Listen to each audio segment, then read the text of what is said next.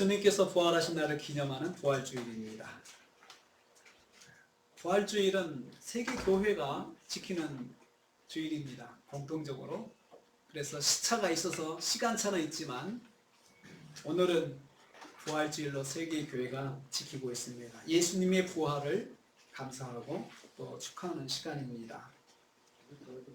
오늘 말씀은 부활이 없는 신앙이 어떤 신앙인지 우리에게 말씀하는 것을 묵상하려고 합니다. 오늘날 성도들 중에서 부활의 신앙을 가지지 못한 성도들이 있습니다. 성도가 부활의 신앙을 포기하고 신앙생활을 하는 분들이 있다는 말씀입니다. 이것을 저희들은 그렇게 말합니다. 현세적인 신앙이라고 합니다. 부활 신앙을 포기하고 믿는 믿음을 가지는 그것이 어떤 의미를 가지고 있는지 오늘 성경이 말씀하고 있는데요. 이 부활을, 예수님의 부활을 부인하는 이 신앙은 초대교회 때부터 교회 안에 있어 왔습니다. 여기 초대교회 이 말씀을 기록한 사람은 사도 바울인데요. 사도 바울은 부활하신 주님을 만난 사람입니다. 그래서 이 사람이 이제 이 사실에 대해서, 부활에 대해서 사람들에게, 성도들한테 지금 말씀하는 것입니다. 그리고 또 베드로전서, 또 야고보서, 또 히브리서, 이런 성경을 기록한 사람들은 예수님의 부활을 직접 목격하고 또 예수님 부활하신 주님을 만난 사람들이 이 말씀을 기록했습니다. 그래서 사실은 그 가치관에 의해서 사람이 어떻게 죽었다가 살아날 수 있느냐라고 생각하는 사상과 부활을 목격한 사람들의 신앙이 초대교회도 충돌을 했습니다. 충돌을 해서 신앙생활을 하더라도 부활은 믿을 수가 없다라고 생각하는 분들이 교회 안에 있었습니다. 거기에 대해서 오늘 말씀하고 있습니다. 우리가 부활의 신앙만 없다면 다른 사람들하고 충돌할 필요가 없거든요. 부활만 우리가 포기를 하면 똑같습니다. 교회가 다른 종교하고 다른 것은 부활의 신앙입니다. 그리고 교회가 부활의 신앙이 없다면 다른 종교하고 다를 바가 하나도 없습니다. 그리고 다 똑같은 종교가 되는 것입니다.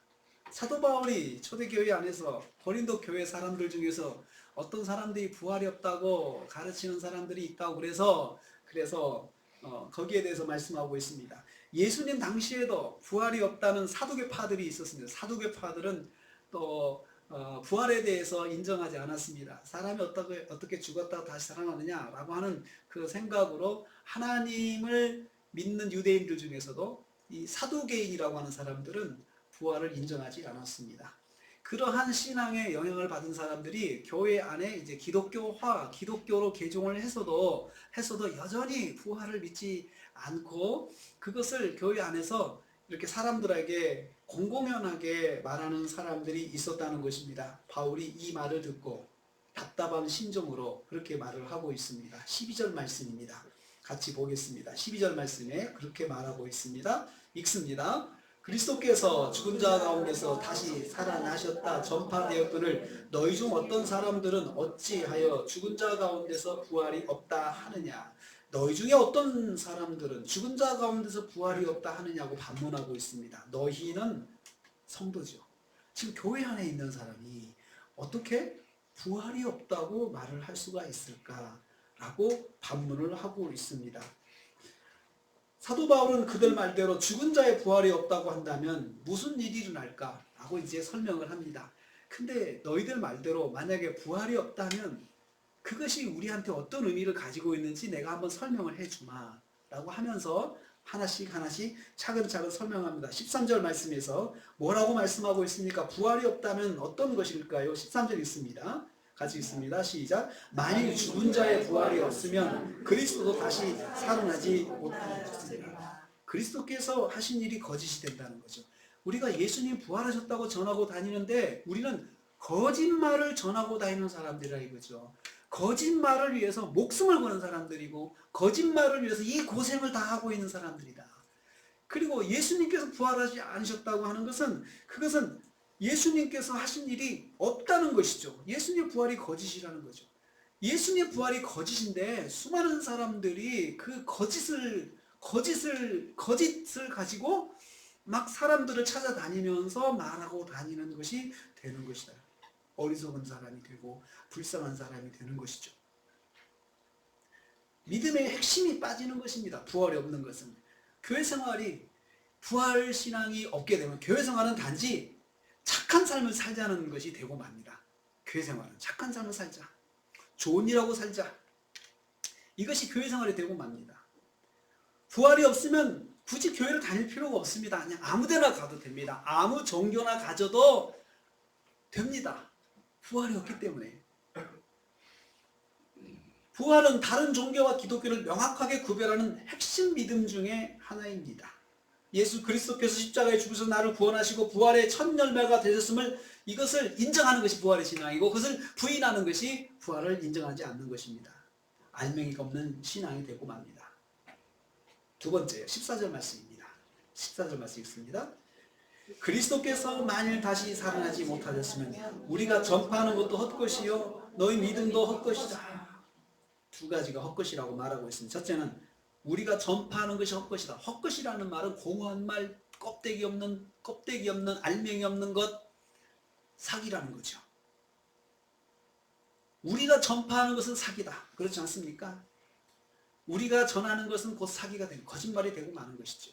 새빨간 거짓말이 됩니다. 예수님이 부활하셨다고 전하는 것, 사실은 예수는 부활하지 않으셨는데 우리가 전하는 것이 되는 새빨간 거짓말이 되는 것이죠. 거짓말을 위해서 이 새빨간 거짓말을 믿고 저와 여러분이 여기 모여 있다는 것입니다. 두 번째는 우리의 믿음도 것이다. 믿는 것이 사기라는 것입니다.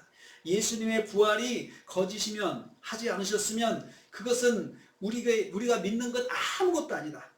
믿음의 알맹이가 빠진 것이다. 그 뜻입니다. 부활은 예수님, 전도, 믿음의 핵심적인 내용입니다.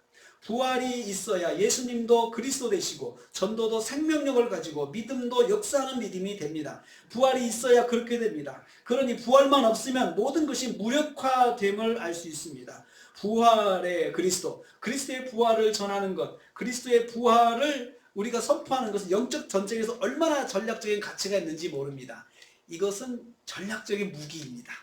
사탄을 공격하는, 사망을 주관하는 사탄을 공격할 때 부활을 선포하는 것만큼 사탄에게 무서운 것이 없습니다. 사람들을 사망으로 올가맬 수 있는데 죽음으로 공포심을 놓고 죽음으로 위협할 수 있거든요. 너 죽어 그러면 사람이 무섭고 협박을 당하잖아요. 그러면 생각을 바꿀 수 있죠. 생명을 위협하는. 그런데 그리스도인들만큼은 부활의 신앙이기 때문에 죽음으로 위협을 해도 통하지 않습니다. 죽음으로 위협해도 내가 살려줄 테니까 믿음을 포기해. 그래도 우리 성도들은 부활의 신앙이기 때문에 포기하지 않습니다. 영적 전쟁에서 우리는 부활의 신앙을 가지고 있어서 아무 데서나 두려움 없이 우리 예수님 믿을 수가 있습니다. 세 번째 15절 말씀입니다. 같이 읽습니다. 또 우리가 하나님의 거짓 증인으로 발견되리니, 거기까지요. 거짓 증인으로 발견된다. 우리는 거짓말을 증거하는 사람들, 거짓말을 자기가 본 것처럼 확신하면서 전하는 사람들, 이것같이 큰 사기가 어디 있습니까? 우리가 전도하는 내용이 무엇입니까? 우리 전도할 때 이랬으면 예수 믿으세요. 예수 믿으세요. 도대체 예수님 무엇을 믿으라는 것입니까? 그때 그 내용은 그렇습니다. 하나님께서 예수 그리스도를 죽은 자 가운데 살리셨습니다. 예수님이 왜 죽으셨느냐? 나의 죄를 지시고 십자가의 대속의 죽음을 죽으시고, 그리고 그 죽으셨던 예수님이 다시 살아나셔서 우리를 구원하셨습니다 라고 우리가 전하는 예수가 바로 그런 예수거든요. 예수 부활은 전도에 있어서 없어서는 안 되는 핵심적인 내용입니다. 그런데 예수님 부활하심이 거짓이면 전도도 거짓이 된다는 거죠. 우리가 전도하는 것은 사기를 치는 것이 된다는 것입니다. 예수 부활을 믿는 것은 우리가 그리스도인임을 확실하게 입증하는 것이고, 예수 부활을 부인하는 것은 그것은 내가 믿는 사람이 아니라는 것을 입증하는 것입니다. 그리고 그것은 사탄의 전략입니다. 부활이 영생이기 때문입니다. 성도는 부활하여 천국에서 영생의 삶을 살게 됩니다. 이것이 축복임을 믿기에 성도는 예수를 믿습니다. 사탄이 부활을 인정하지 않는 이유가 명백해져 있습니다. 전도가 이루어지지 못하게 하고 부활을 믿지 못하게 하는 것입니다. 부활을 믿지 못하게 하는 건 사탄의 방해입니다. 절대로 그럴 수 없어. 그렇게 자꾸 내 자신을 설득하게 합니다. 네 번째, 부활이 없다면요. 15절 말씀 계속 읽겠습니다. 15절 말씀과 16절 말씀입니다. 같이 있습니다. 또 우리가 하나님의 증인으로 발견되리니 우리가 하나님이 그리스도로 다시 살려졌다고 증언하였습니다. 만일 죽은 자가 다시 살아난 일이 없으면 하나님이 그리스도로 다시 살리지 아니하셨으리라. 만일 죽은 자가 다시 살아난 일이 없으면 그리스도도 살아나실 일이 없었을 터이요. 아멘. 죽은 자가 다시 살아나는 부활이 없다면 예수님도 살아나지 않았다는 거죠. 예수님만 예외적으로 살 수 없다. 죽은 자의 부활이 없이 예수님만 예외적으로 살 수가 없다는 것입니다. 이것은 말씀 자체, 예수님께서 하나님께서 그리스도를 죽은 자가 살리셨다는 말씀 자체가 성립이 안 된다는 거예요. 부활이 없다면. 여기서 부활은 예수님만의 부활을 말하는 것이 아니고 우리 모든 성도의 부활을 말하는 것입니다. 즉 하나님의 전능하신 역사를 제거하는 것입니다. 하나님의 전능성을 부인하는 것이다. 하나님께서 그렇게 하셨죠. 부활하게 만드셨어요. 우리 모든 영혼이 부활하게 만드셨다는 거죠. 그것을 부인하는 것입니다. 원래 부활이 없는데 교회가 그것을 속이는 거야 라고 그렇게 말하는 사람들이 있습니다. 그런데 만약에 원래 부활이 없는데 교회가 그렇게 하고 있다 그러면 교회 같은 천하의 사기 집단이 어디 있습니까? 그것도 수천 년을 아주 사기를 치면서 집단을 형성하고 있는 이런 사기 집단이 어디 있을까요? 수천 년을. 그리고 수천 년의 세월 동안에 이 사기 같은 내용 때문에 많은 사람들이 죽임을 당하게 했습니다. 많은 사람들이 죽었습니다. 믿음을 지키다가 죽었습니다. 그들이 죽으면서 가졌던 마지막 믿음은 부활의 신앙입니다. 그리고 오늘날도 우리 성도들은 이 세상을 떠나면서 부활의 신앙을 가지고 떠납니다. 그래서 부활의 신앙을 가지고 있는 어떤 분은 자기가 죽기 전에 그렇게 소원을 이야기합니다. 얘들아, 내가 세상을 떠나면 절대로 울지 마라. 그리고 내 장례식장에서는 장송곡을 틀지 말고 춤추고 노래하고 즐거운 찬양을 불러다오. 왜냐하면 내가 그날은 천국에 들어간 천국에 입성한 그 즐거운 날이니까 그렇게 하라고 유언을 하시는 분들이 있습니다. 그래서 그 장례식에서 함께 즐겁게 이야기하고 지인들이 함께 모여가지고 같이 웃으면서 이야기하면서 그 고인을 생각합니다. 그렇지만 부활이 없다면 원통하고 비통하죠. 이 원통하고 비통한 죽음이죠. 원통하죠. 이제 세상을 떠났으니 이제 다시는 세상에서 볼 일이 없고 그리고 이제 영원도 볼 일이 없으니 얼마나 원통하겠습니까? 더욱이 사건과 사고를 통해서 돌아가셨을 때는 더 마음이 원통할 것입니다. 원통할 것입니다.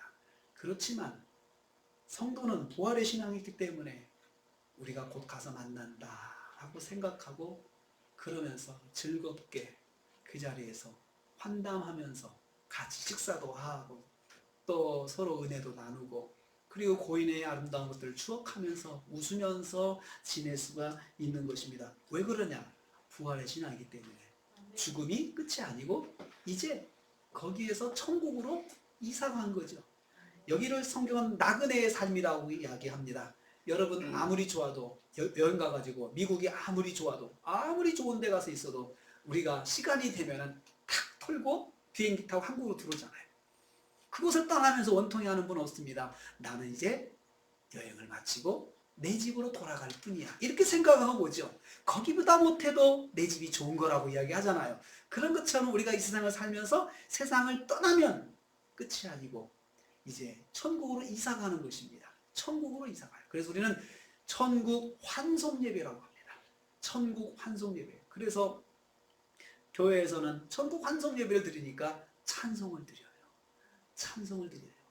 거기서 슬프게 울지 않고 찬송을 드리면서 이제 먼저 가셨는데 저도 꼭 갈게요 하면서 우리 같이 그때 만나서 또 하나님께 예배드려요. 그렇게 우리는 인사를 하게 되는 것입니다. 부활을 부인하는 것은 하나님의 전능성을 부인하고 하나님이 인간적으로 제한한 그 하나님은 인간적으로만 역사하시는 것으로 제한하는 것이 됩니다. 예수님의 구원의 역사를 부인하는 것입니다. 그래서 그리스도도 다시 살아나신 일이 없을 터이요. 이렇게 말씀해요. 우리의 부활주일이 우리가 기념하는 것은 예수님께서 다시 살아나셔서 부활의 첫 열매다.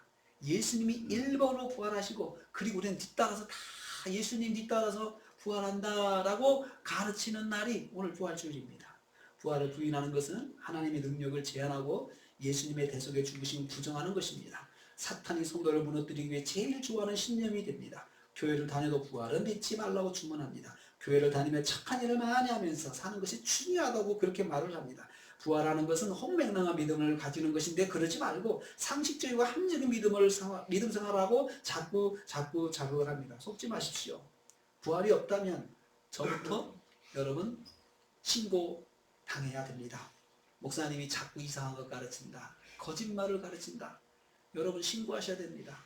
사람들을 혹세무민한다. 사람들을 자꾸 가스라이팅하는 사람이다. 저 사람은 부활이 없는데 부활이 있다고 자꾸 하는 사람. 이 사람은 이런 사기를 위해서 11년 동안 사기를 집단 전문적으로 공부한 사람이다. 그렇게 고발을 해도 됩니다. 제가 목사 되기 11년이 걸렸습니다. 11년 동안 공부한 것들이 이건 거의 사기를 치기 위한 아주 고도의 기술을 배운 것이 되는 것이죠. 고발을 당해야 되는 것이죠. 만약에 부활이 없다면 17절 말씀이 있습니다. 17절 말씀, 부활이 없다면 어떤 것인지 아주 중요한 말씀입니다. 같이 있습니다. 그리스도께서 다시 살아나심이 없으면 너희의 믿음도 없다며 너희가 여전히 죄 가운데 있을 것이요. 자, 우리가 믿음 생활하면서 우리가 죄를 자백하고 주님 제가 죄인입니다. 이것을 깨닫습니다. 그런데 부활이 없으면 이것도 아무 의미가 없다는 거죠. 내가 누구한테 죄를 말해? 내가 누구한테 죄를 말해? 아니 내가 내 죄를 왜 예수님한테 말해? 그분이 뭐 한다고? 그 사람이 나한테 해줄 게 뭐가 있는데? 예수님 부활하심으로 우리의 죄가 완전히 속죄되고 용서받은 것입니다. 주님께 우리가 죄를 자백하면 그 주님께서 나 대신 감옥에 가시고 나 대신 매 맞으시고 나 대신 죽으셔서 내가 죄값을 얻게 되는 게 예수님 대신 하셨어요. 그것을 완성하는 것이 부활입니다. 그것이 이루어지지 않아요. 나는 여전히 내 죄 문제를 해결하지 못한다는 것입니다. 18절 말씀이 있습니다. 또 부활했으면 무슨 일이 있을까요? 같이 읽습니다. 시작. 또한 그리스도 안에서 잠자는 자도 많으하였으리니. 자, 그리스도 안에 잠자는 자는 예수 그리스도를 믿는 믿음 때문에 믿음으로 세상을 살다가 떠난 성도들이죠. 첫째는 순전한 믿음으로 내가 부활을 믿고 세상을 떠났는데 부활이 없으면 이거 완전히 망하는 거 아니겠습니까? 그 말이고 또 하나는 믿음 때문에 순교를 당한 성도들이 많았습니다. 초대교회 안에서 순교를 당했습니다. 우리 잘 유명한 것은 로마 시대에 로마의 그 원형 경기장에서 수많은 그리스도인들이 사자밥이 되고 놀이개가 되고 그리고 로마의 밤거리에 그 그리스도인들을 묶고 십자가에 묶어가지고 밑에서 불로 태워서 밤을 밝히는 횃불로 사용했다고 그럽니다. 예수 믿는 사람을 다 잡아다가 그런 사람들은 정말 망한 사람들이죠. 헛되게 살다가 인생을 망친 사람들이에요. 예수님 믿는 신앙 때문에 다 붙잡혀가지고 한 번씩 물어봤습니다. 지금이라도 포기하면 돼. 지금이라도 포기하라 라고 하는데 그분들이 절대로 포기하지 않았습니다. 예수님 날 위해 십자가에 죽으시고 날 그렇게 사랑하시는 내가 예수님 배신할 수 있겠느냐라고 했습니다. 초대교회의 교회 지도자 중 한 사람은 80이 되어가지고 예수 믿는다고 잡혔습니다. 그래서 그 신문하는 사람들이 그런 말을 합니다. 한 번만 부인하면 내가 당연히 살려줄게. 여기서 부인하고 나가서 교회 다녀.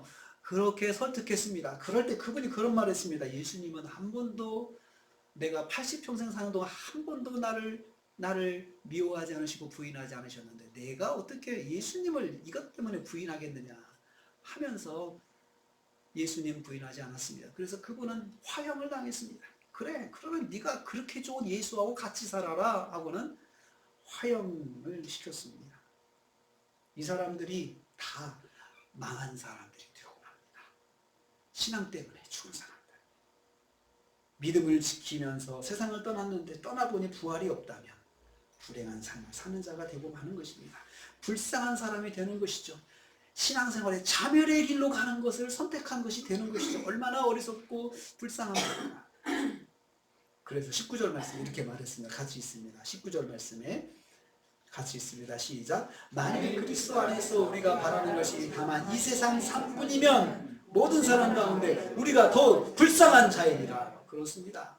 믿음 따라 산 사람이 가장 불쌍한 사람이에요. 여러분, 이렇게 좋은 날씨에 벚꽃 구경 안 가고 좋은 날씨에 좋은 데 안 나가고 이렇게 예배 드리겠다고 이런 허름한 건물에 이런 좁은 공간, 정말 다른 교회보다도 아름답게 꾸미지도 못하고 정말 기본만 꾸며놓은 이 공간 오셔가지고 예배를 드리시겠다고 앉아 계신 여러분들, 저와 여러분 정말 불쌍한 분들이죠. 좋은 것 좀 보러 다니지, 살고 있을 때, 나이가 좀 더 있을 때, 건강했을 때 막 돌아다니면 좋은 것 보고 좋은 것 먹고 살아야지 왜 인생을 그렇게 사냐, 그렇게 말할 수 있습니다. 불쌍한 사람이 됩니다. 천국이 없다면요. 근데 우리는 부활의 신앙을 가지고 있으니까 내가 조금 세상에서 덜 누려도 하나님께서 천국에 가면 우리가 다 누릴 수 있으니, 하나님 다 복을 주시니 우리가 조금 덜 누리자, 덜 먹자, 덜 살자, 그렇게 하는 것이 천국의 신앙이기 때문에 그렇습니다. 부활이 없다면 세상 사람들이 우리를 불쌍하게 생각합니다. 부활이 없다면 저렇게 불쌍한 사람들이 어딨냐라고 생각하죠. 그리고 그 소리를 들어도 우리는 할 말이 없습니다. 부활이 없으면 할 말이 없죠. 그런데 부활의 신앙이 있기 때문에, 천국을 믿기 때문에 저희들은 이 주일에 예배를 드리고 부활의 신앙으로 하나님을 우리가 붙잡고 있습니다. 우리나라 순교 교회사에도 순교의 역사가 있습니다. 믿음의 선배들은 순교의 신앙으로 우리 교회를 지켰습니다. 초대교회를 지켰습니다. 우리 일제시대에 많은 분들 핍박받아가면서, 구한말에 교회에서 핍박받아가면서 믿음을 지켰습니다. 6.25 때 순교당하면서 교회를 지켰습니다. 이분들이 불쌍한 사람이 되는 것입니다. 몇 분을 소개하겠습니다.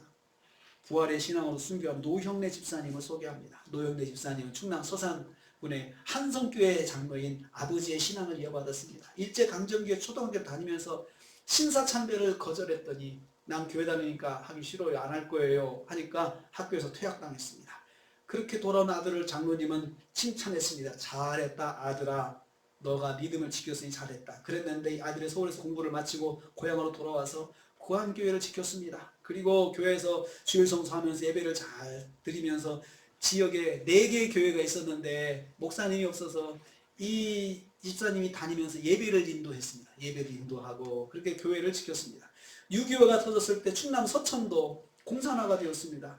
부친인 노장로님이 아들의 피신을 권했습니다. 아들아, 잠깐 피했다가 오자 라고 했을 때 이 집사님이 아버지에게 이렇게 말했습니다. 아버지, 어떻게 교회를 버리고 도망하겠습니까? 하면서 아버지 갔다 오세요. 제가 교회를 지키겠습니다 하고 교회를 지키다가 체포되었습니다. 그래서 체포돼서 2가지를 권면받았습니다. 교회 지도자로 활동하지 마라. 또 그리고 성도들 신방하지 마라. 그렇게 권면을 받았습니다. 그렇게 내무서원이 그를 고문하면서 설득하면서 할 때 그에게 그렇게 말했습니다. 당신도 예수를 믿으세요. 당신도 예수를 믿어야 구원을 받습니다. 그러자 이 공산당이 이 사람은 회유가 불가능한 사람이구나. 그래서 이 사람은 형무소로 다른 형무소 이감돼서 처형되고 말았습니다. 그렇게 돌아가셨습니다. 65명 전 교인이 순교한 야월리 교회가 있습니다. 정남 영광군 야월리에 위치한 야월리 교회는 6.25 때 국군과 유엔군의 폐주하에서 도망가는 공산군들이 교회로 몰려왔습니다. 그래서 공산군들이 교회 양심을 품고 교인들을 교회단에 다 몰아놓고 석유를 뿌리고 불을 질렀습니다. 가족 단위의 성도들이 이때 다 순교했습니다. 심지어 갓난아이들까지도 한 사람도 빠짐없이 전교 65명이 교회당에서 다 죽었습니다. 믿음을 지켰기 때문에. 이들에게 부활이 없다면 얼마나 억울할까요? 77명의 순교자를 낸 염산교회가 있습니다. 전남 영광군 염산면 봉남리에는 6.25 때 인민군들에 의해서 교회당이 불바다가 되고 김방호 목사님하고 허상 장로님을 비롯한 전교인 3분의 2에 해당하는 77명의 교인들이 순교당한 염산교회입니다. 6.25 전쟁으로 영광지역으로 점령한 그 공산군들의 교회를 인민위원회 사무실로 뺏어갔습니다. 목사님 사택도 뺏어갔습니다. 목사님 가족을 내쫓았습니다. 목사님은 그래도 성도들을 계속 신방하면서 흔들리지 말고 믿음을 지키라고 붙잡아주고 교인들을 버리지 않았습니다. 인천 상륙작전과 함께 전세가 불리해지자 사무실로 사용하던 교회를 불살라버렸습니다. 교인들을 불순세로 몰아넣고 잔인하게 죽이기 시작했습니다. 공산군은 김방호 목사님하고 사모님 그리고 5 아들 심지어 철부지 어린 손자까지 처참하게 살해했고 김방호 목사님을 비롯한 염산교회 일대 교역자인 허산 장로님 등 77명의 교인들이 공산당에 의해서 희생되었습니다. 공산군은 한 가정의 가장만 죽인 것이 아닙니다. 전 가족을 붙잡아 처형했습니다. 참 너무나도 잔인하게 처형했습니다. 그 앞에 그 동네 앞에 뻘이 있는데 설도 수문이 있었습니다. 그 수문 앞에 사람들을 거기다 수장시켰어요. 참혹한 방법으로 수장시켰습니다. 교인들의 목에 돌을 묶어가지고 다 산에 새끼로 돌을 묶어가지고 교인들을 거기다 던졌습니다. 물이 차오르니까 사람들이 호적거리면서 죽어갑니다. 그런데요, 그 교인들이 공산당을 미워하지 않았어요. 그러면서 이를 갈지 않았습니다. 교인들이 다 그랬습니다. 그들을 용서하며 찬송하며 서로 위로했습니다. 서로 위로했습니다. 저 사람들 미워하지 맙시다. 우리 찬송합시다. 물이 잠겨가면서 호적거리면서도 그들은 마지막에 숨을 허덕거리면서도 찬송을 했습니다. 순교자 77명이 몽둥이 맞고 죽창에 찔려 죽고 또 설도 수분에 빠져 죽고 피 흘려 죽으면서도 또 새끼줄에 묶여 무거운 돌을 목에 매달고 바다에 허적거리면서 죽으면서도 부르던 찬송이 지금 거기 가면 그 비문이 있는데요. 거기 비문에 그림이 그렇게 그려져 성도들이 목에 새끼줄을 메고 찬송 부르는 소리, 얼굴의 표정이 밝게 찬송을 부르면서 그렇게 죽어가는 성도들. 노영래 집사님, 야올리교회 65명의 교우들, 염산교회 77명의 교우들, 이들에게 부활이 없다면 가장 불쌍한 분들로 역사에 기록될 것입니다. 사랑하는 성도님들, 우리는 부활의 신앙을 가지고 있는 하나님의 백성들입니다. 지금 죽으면 끝이 아닙니다. 영생의 삶으로 천국에서 부활합니다. 예수님의 보혈의 공로로 죄사함을 받고 구원을 얻어 영생의 부활을 믿는 것이 구원받은 믿음의 핵심입니다. 우리 주님 부활하셨습니다. 우리도 주님처럼 부활하여 영생의 삶을 살게 됩니다. 이것이 우리 신앙의 핵심입니다. 부활의 신앙이 있기 때문에 우리는 지금도 이렇게 예비하고 있는 것입니다. 고린도전서 15장 20절 21절 말씀을 읽겠습니다. 그리고 마치겠습니다. 이게 오늘의 핵심적인 말씀입니다. 고린도전서 15장 20절 21절 말씀 같이 읽습니다. 그러나 이제 그리스도께서 죽은 자 가운데서 다시 살아나사 잠자는 자들의 첫 열매가 되셨도다. 사망이 한 사람으로 말미암았으니 죽은 자의 부활도 한 사람으로 말미암느니라. 아멘. 기도하겠습니다. 아버지 하나님, 부활의 주님을 찬양합니다. 주님께서 부활의 첫 열매 되셔서 우리도 부활한다는 걸 보여주셨습니다. 주님, 이 시간 우리가 예배를 드리면서 부활의 신앙을 가지는 믿음을 가지게 하여 주시옵소서. 부활의 신앙을 가지고 세상이 조금 어려워도 견디게 하시고 부활의 신앙을 가지고 주님 따라가는 제자의 삶을 살 수 있도록 저희들을 인도하여 주시옵소서. 지금은 우리 주님 예수 그리스도의 은혜와 하나님 아버지의 무한하신 사랑하심과 성령님의 강한 동교통 충만 이루하심이 부활의 신앙을 가지고 믿음 따라 살기로 다짐하는 성도들 머리머리의 가정과 생활 위에 가정, 교회 관계된 모든 기관들 위해 함께하지 못했지만 여러 곳에 흩어진 우리 형제 자매들 위해 그리고 우리 대한민국 위해 선교사님들 가정과 사역 위해 지금부터 영원토록 함께 있을지어다. 아멘.